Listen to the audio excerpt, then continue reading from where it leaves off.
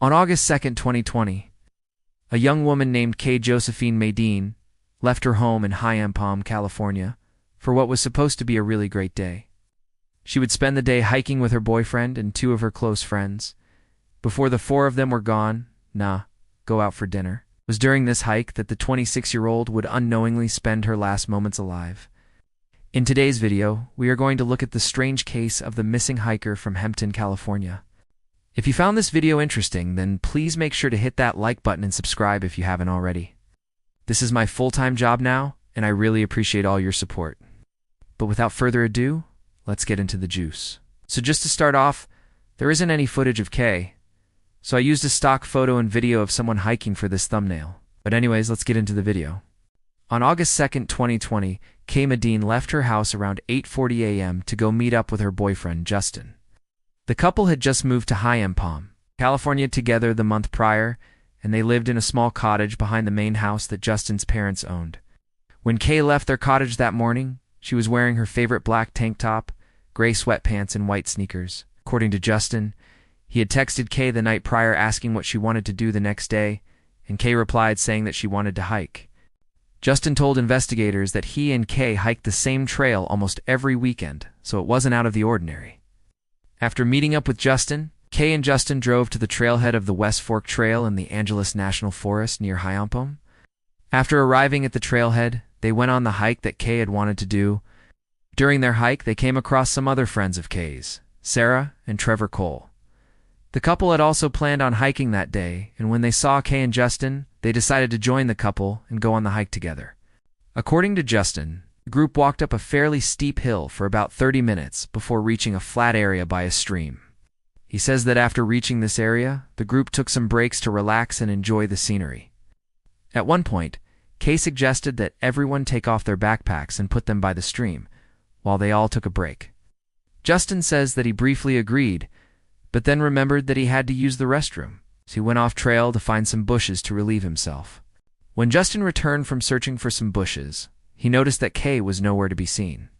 He claims that he called out for Kay several times, but there was no reply. He claims that he then looked for Kay for about 15 minutes before finding Sarah and Trevor. Justin told the couple that Kay was missing, and they all began to look for her. They claimed that they yelled for Kay for 30 minutes, and even set off some personal alarms that they had with them. Still, there was no answer. The group then decided to head back down the mountain to the trailhead, where they could contact authorities. As they were heading down the mountain, Justin says that he and the others continued to call out for Kay. However, this would be the last time that anyone would see Kay alive. At around 12:37 p.m., a passerby driving along the highway spotted Justin, Kay, and the two others walking along the road. When the driver stopped to ask if they needed any help, they claimed that they were lost and asked the driver for directions. The driver then escorted them back to the West Fork Trail entrance and then left. At around 1:30 p.m., after realizing that they couldn't find Kay, Justin's father received a phone call from his son stating that Kay was missing and that they could find her anywhere. Justin's father immediately got in his car and drove to the trailhead where he found Justin, Kay, and the two others.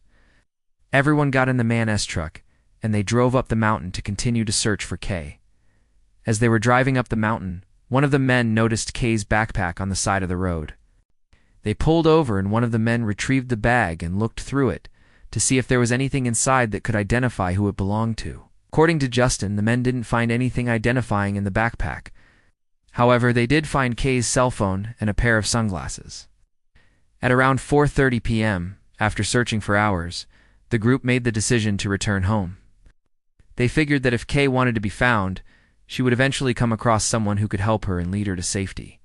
They all went their separate ways and agreed to reconvene at Justin's parents' house later that evening, at 7 p.m., to discuss any updates they might have. For the next 3 days, Justin and Kay's family searched for her and put up numerous missing persons posters throughout the area. On August 6th, they held a press conference pleading for information regarding her disappearance.